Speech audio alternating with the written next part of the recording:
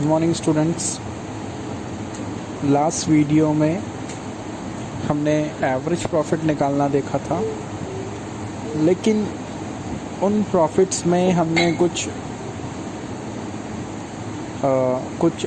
मतलब बताया था कि कुछ एडजस्टमेंट्स हो सकते हैं या कुछ कमियां हैं जो हमें देखनी बाकी हैं। तो इस तरह से आप वो देख सकते हैं। कैलकुलेशन ऑफ गुडविल जो होगा, आपके सामने एक टेबल शो हो रहा है जिसमें प्रॉफिट फॉर द ईयर दिया हुआ है।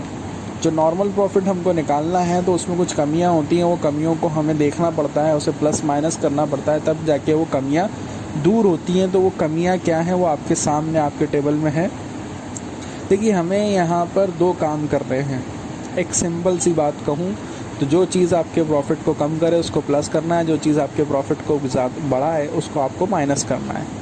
ठीक है, आप आपके सामने देख रहे हैं टॉप के अंदर प्रॉफिट फॉर द ईयर, उसमें हम प्लस करेंगे एबनॉर्मल लॉस। देखिए, एबनॉर्मल लॉस सबसे पहले क्या होता है।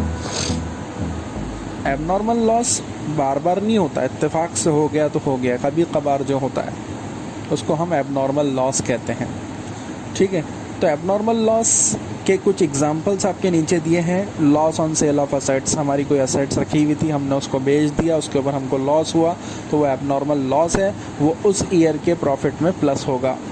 ठीक है, लॉस बाय थेफ्ट या फायर, अगर आपका माल चोरी हो गया या आग लग गई, उससे जो भी नुकसान हुआ उसको भी आप प्लस करोगे।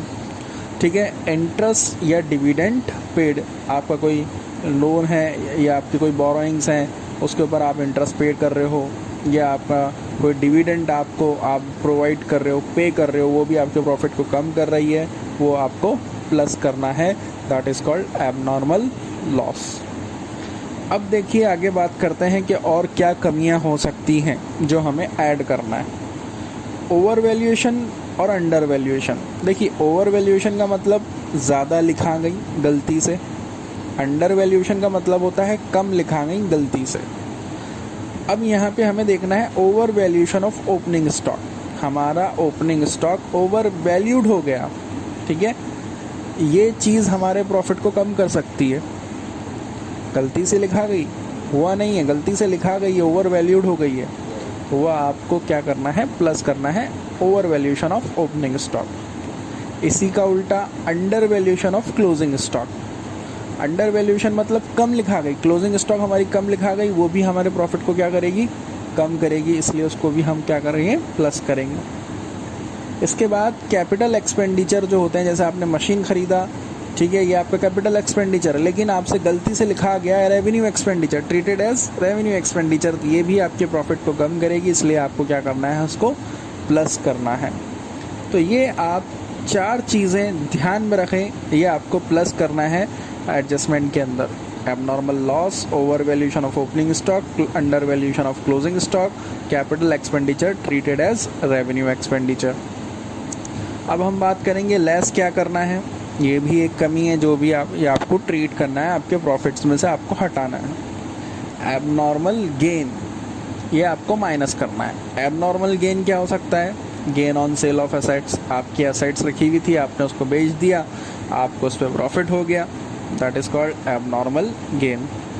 आपने कोई इंश्योरेंस कर रखा था, उसके ऊपर आपको कोई इंश्योरेंस क्लेम रिसीव्ड हो गया, वो भी आपका एबनॉर्मल गेन हो गया। इसी तरह से आपको कोई इंटरेस्ट रिसीव्ड हुआ या डिविडेंड रिसीव्ड हुआ, तो वो भी आपके लिए एबनॉर्मल गेन होगा, इसलिए आपको प्रॉफिट में से माइनस करना है। अब देखिए, अब आपको क्या करना है, जिस तरह से हमने over valuation of opening stock को प्लस किया था, इसी का अपोजिट होगा under valuation of opening stock, उसको हमको क्या करना है, माइनस करना है। ठीक है, under valuation of opening stock. जिस तरह से आपने under valuation of closing stock को ऊपर प्लस किया था, तो उसका उल्टा over valuation of closing stock आपको क्या करना है, माइनस करना है। जिस तरह से capital expenditure treated as revenue expenditure आपने प्लस किया था, उसका उल्टा revenue expenditure treated as capital expenditure minus करना है। ठीक है, और ऐसा कोई एक्सपेंसेस जो आपके फ्यूचर में आ जाए तो वो आपको क्या करना है, माइनस करना है।